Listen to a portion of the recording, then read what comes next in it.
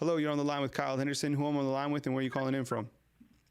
Hey Kyle, what's up? My name is Jarvis. I'm calling in from Texas. Hey, what's up, Jarvis? How you doing tonight, man? How was your Sunday? It was great, man. Long time listener, long time Bama fan, and first of all, I got to start off by saying, prayers up for Tua. That was just so crazy how everything was, going well for us. If he came out what he did, that wouldn't have happened. But just wanted to say prayers for Tua first of all. Definitely, man. Yeah, I think his family certainly need all the prayers that they can get. And as I mentioned, our thoughts and prayers are certainly with him. So what's up, man? What's on your mind? Yeah, I just wanted to say, with that aside as well, I do think we still have a good chance of making the playoffs on the football side of things. I know even with the, Georgia win, I think if Texas A&M can beat Georgia this weekend, that'll pretty much eliminate them regardless of the SEC championship game.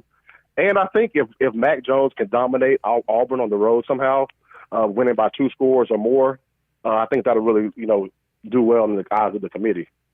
Yeah, I think when you look at the college football playoff rankings, I think it's pretty simple for the Alabama Crimson Tide. I think LSU has to continue to win out. I mean, they sure allow a lot of yards and a lot of points. I mean, you see what Ole Miss did last night? I mean, they had 614 yards against LSU. So it's really a game of all offense for LSU. And I think the number 2 team and could potentially be number 1 could be Ohio State. Maybe they're playing the most complete football in the entire country. So those 2 teams certainly at 1 or 2. And then the number 3 spot, you got to go with Clemson and what they've been doing for the last several weeks now. I think they've won 26 games in a row or something like that.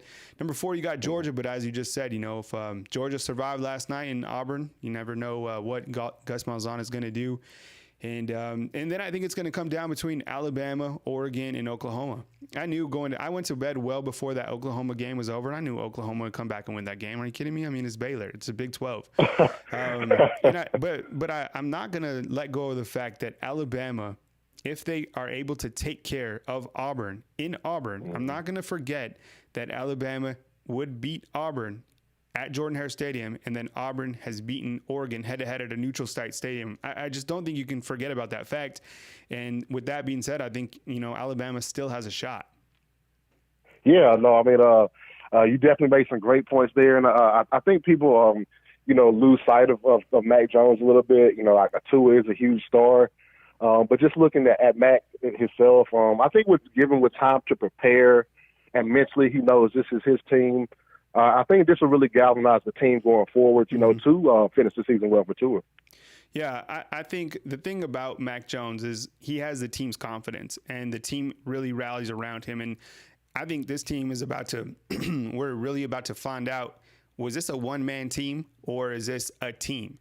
I mean, you look at the offense, there's so many playmakers on this team: Jerry Jeudy, Henry Ruggs, Jalen Waddle, Devontae Smith, and then the way that Najee Harris has been playing, excuse me, maybe this is the time of the Najee Harris takeover, right? I mean, what he's done over the last several weeks has been nothing short of exceptional. He's playing as the best college football running back. And, maybe it's the time where, Mac Jones can come out, do his thing, but this is Najee's time to really shine during the later part of the college football season. No, yeah, I couldn't agree more. And, to that point, this is really a good time for Steve Sarkisian to, show how well he can adapt the game plan, how much of it was Tua and how much was him. Najee Harris has really erupted in the run game, so get back to that run game, give our defense some time to rest and get off the field. And like you said, it's just Matt getting the ball to our playmakers. We have guys that can, play talent all over the field. So all he has to do is get the ball to it. So I think we're in good hands going forward. All right, Jarvis, I want to show real quick. I'm going to bring this up on the screen while we're talking. And I want to highlight something that I think this is really important to highlight. Now, going up against Mississippi State has a very dangerous running back. Now, I know he didn't play the entire game, Kylan Hill, but this young man was leading the SEC in rushing. He only had 16 carries, 35 yards. I think that's gigantic for this defense. I think that builds a lot of confidence. Now, Tommy Stevens, our quarterback, obviously he almost ran for the 100-yard mark, but the defense allowed just 270 yards. And if you look at Alabama's overall season statistics, they're not allowing a ton of points on the season. And I think the defense could be finding their groove at just the right time. Now, they still got to prove that against Auburn, but I think the Alabama defense is going to be able to stop Bo Nix. I don't think that Bo Nix is going to be successful against Alabama. I know last night he had a very solid night going to Seth Williams, who is actually out of this area in Tuscaloosa. But I think Alabama, I mean, you got to go into that game thinking that the Crimson Tide certainly have an edge. I think the only thing that is could be going for Auburn is the fact that they just have a very strong defensive line and the fact that it's at Jordan-Hare Stadium. Yeah, I mean, great points there. And in a game like that, I mean, getting the crowd out of the game early is going to be key. I mean, you have to open up with the run game, especially. I would attack the perimeter. Against Auburn, they have a big defensive line. I would not attack them up the middle. I would use speed sweeps and slants and quick screens to get the ball outside to our guys and make them run the field. And I think with that, the run game, a little play action mixed in, and could try to get the crowd out early. I mean, I think that could bode well for us in an environment like that as well.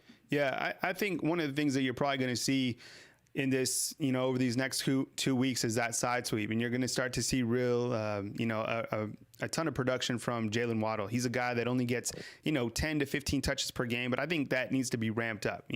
Imagine if you start distributing the football to Najee Harris, to Jalen Waddle, more in some sort of a package. I mean, those guys are electric with the football in hand. And then I think Mac Jones is certainly capable enough to get the football to these receivers. We've seen it done in the past. The only question mark that I have, and this isn't knocking on the kid, we just haven't seen Mac Jones go up against quality competition because Alabama doesn't choose who they pick, right? The players don't pick who they're scheduling, right? That's above their head.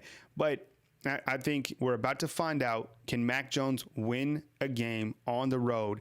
And that's a lot of pressure. That's going to be a lot of pressure for him. But I like the way he handles himself. I like the way he conducted his press conference after the Arkansas game. He said, look, we came out and just wanted to have fun, did my job. And I think the team has enough confidence within him that he can go out and he can continue to lead Alabama to victories. I mean, this is a team who's only lost one game by 5 points.